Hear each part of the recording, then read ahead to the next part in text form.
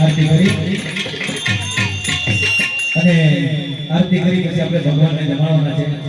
એટલે અહીંયા કઈ જતા નહીં હવે બધી મોજ આપણા એવા એક ભજની આપણા મહેશભાઈ મોરાથી બેદમાઈ છે એ પણ જોરદાર વાતે મોજ કરવાના છે